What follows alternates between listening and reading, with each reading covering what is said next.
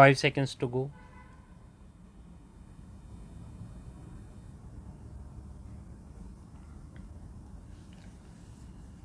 Start.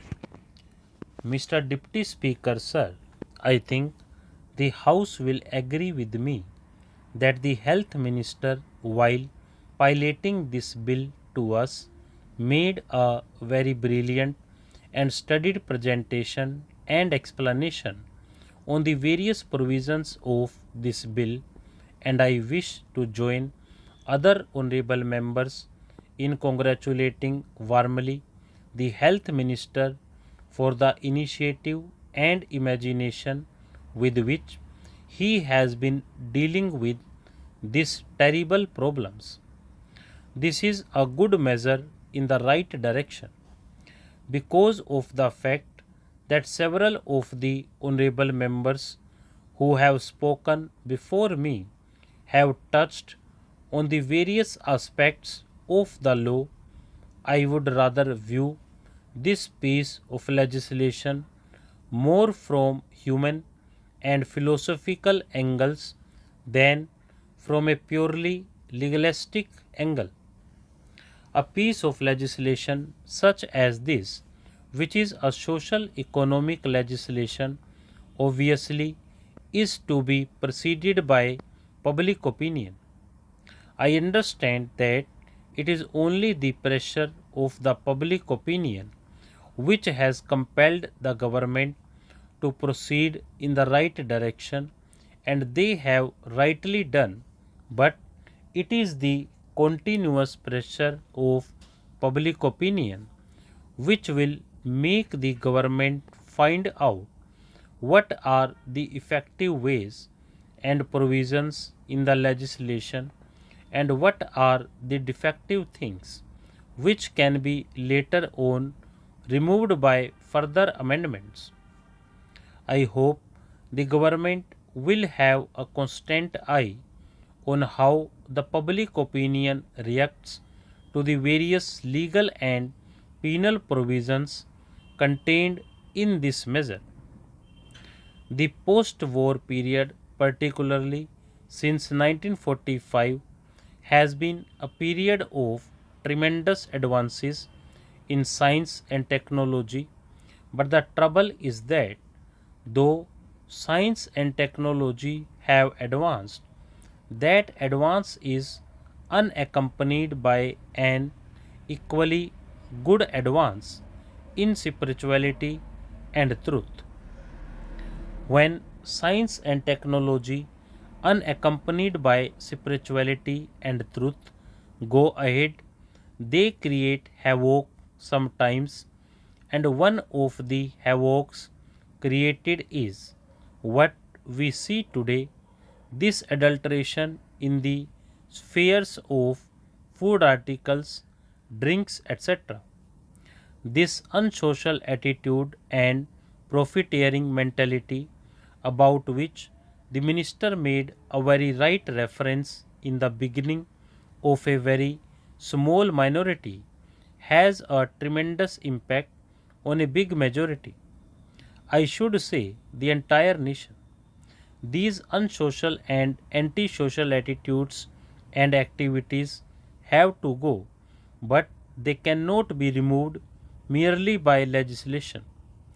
They will ultimately go by the pressures of a very strong and continuously vigilant public opinion and enlightened public opinion all over the country. As I said, I was going to view this piece of legislation from a philosophical angle. I feel that today ours is not only an atomic age, this is also an age of indifference.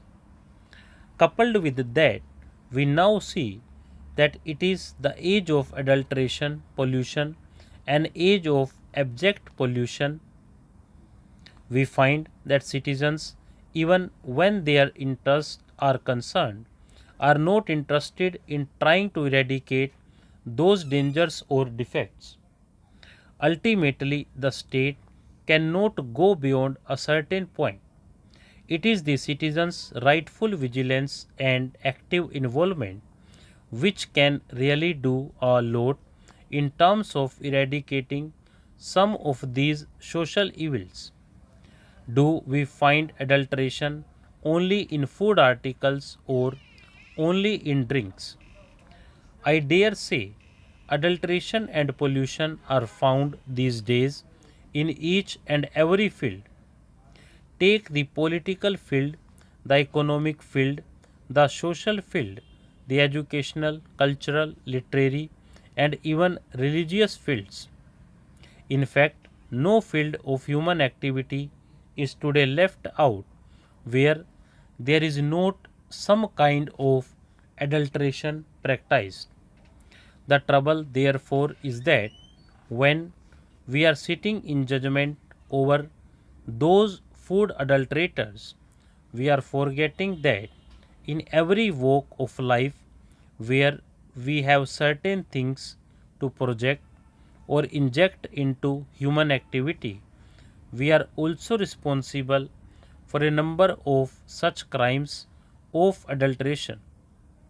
Therefore, I feel that when we look at this problem, we should not forget to look at this problem in its totality also.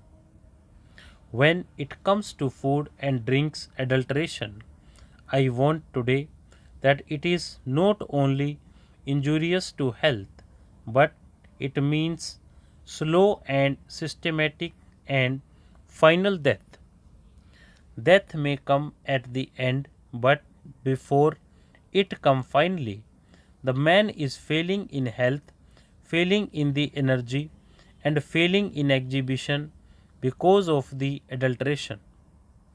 Therefore, I feel that if you want to tackle this problem, then the government must also, through this legislation, do two things.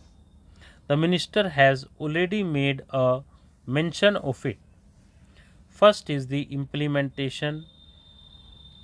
Im- implementation must be quick and speedy, and he must guard against possible increase in corruption also, because after all, when the state machinery or any machinery for that matter has to implement, we must not empower that machinery with such powers that the honest and the innocent are harassed. I know the minister himself said in the beginning that undue punishment and harassment will not be done to honest traders in this regard. Therefore, I want that the implementation should be quick, and at the same time proper safeguards should be there to see that corruption does not creep in a greater amount. Stop.